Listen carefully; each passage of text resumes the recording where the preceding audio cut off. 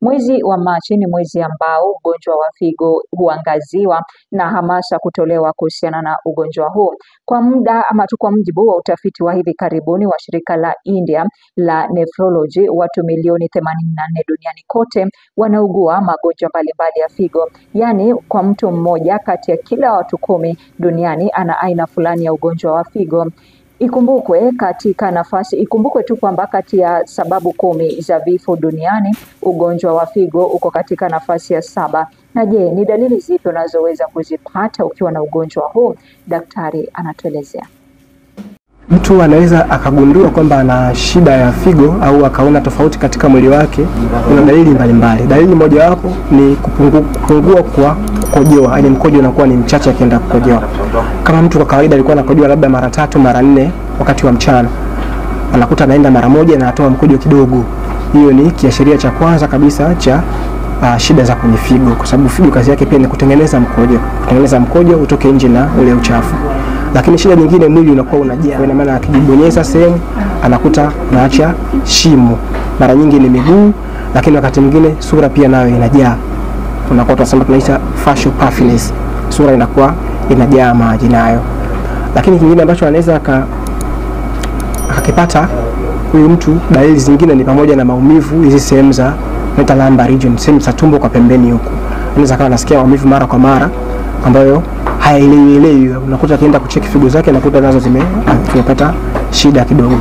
Na shida nyingine inaweza kawa ni kutapika. Sasa hii ni matokeo ya kuwa na sumu nyingi katika mwili.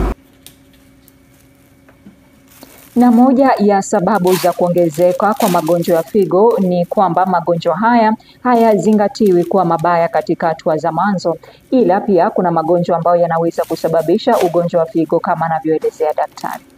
Vitu vingi ambavyo vinasababisha au vitu ambavyo ni common ambavyo vinasababisha figo kufeli, mojawapo ni shinikizo la damu kuwa juu, lakini kingine ni magonjwa kama ya sukari, lakini kingine ni unywaji wa dawa kiholela, hizi dawa za maumivu, na kingine ni unywaji wa dawa za mitishamba. Hizi zote zinapelekea matatizo katika figo. Madhara ni mengi figo zikisha feli, lakini mojawapo wengi wao wanashindwa kupumua vizuri, na wengine huwa wanapungukiwa na damu mara kwa mara. Na hii inatokana na sababu kwamba figo zinatoa vichocheo ambazo vinasaidia katika kutengeneza damu. Wakati mwingine anaweza kawa anatapika mara kwa mara kutokana na sumu kuwa nyingi katika mwili. Pamoja na magonjwa kama vile magonjwa ya mifupa pia wanaweza kuathirika nayo.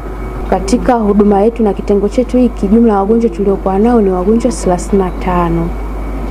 Kwa hiyo kwa siku tunafanya shift 2. Kwa wastani wa siku wagonjwa tunaowafanyia ni wagonjwa 18. Na wagonjwa hao wanaingia kwa mara moja shifti, na mchana pia wanaingia wagonjwa 9. Na wagonjwa wetu wakija hapa tunaangalia jinsi wanavyokuja na afya zao, na tunawahudumia vizuri, na kwenye mashine wanakaa kwa muda wa masaa 4 ili hii huduma iendelee. Na kwa siku wanakuja kama hivyo mara moja, lakini kwa wiki wanahudhuria mara 3. Na wagonjwa humu nchini wanaendelea kulalamikia changamoto wanazokumbana nayo wanapopata matibabu ya ugonjwa wa figo, wakisema kuwa bima ya NHIF ilikuwa yenye manufaa kwa wagonjwa. Ya NHIF na SHA, NHIF ilikuwa nzuri sana, sababu NHIF ilikuwa natulipia dawa, ilikuwa natulipia dialysis, na kwa mwezi tulikuwa tunafanyiwa test ama vipimo mbalimbali. Hata kama pengine dawa zingine hazikuwa zinapatikana, lakini wakati wa NHIF mambo yalikuwa mazuri. At least ilikuwa natulipia vizuri. Lakini tukifika wakati wa SHA tuko na changamoto nyingi sana. Kama ni madawa lazima ununue. Madawa hata dawa ambayo iko ni ya pesa kidogo zaidi unanunua. Inatulipia tu machine, inagharamia tu kulipa dialysis, lakini vipimo inagharamia kipimo kimoja kwa mwezi. Kama kuna kipimo kingine ambacho utapimwa hapa katikati, lazima ugharamikie, uende kwa mfuko. Na kila Alhamisi ya wiki ya pili ya mwezi Machi, dunia huadhimisha siku ya figo duniani.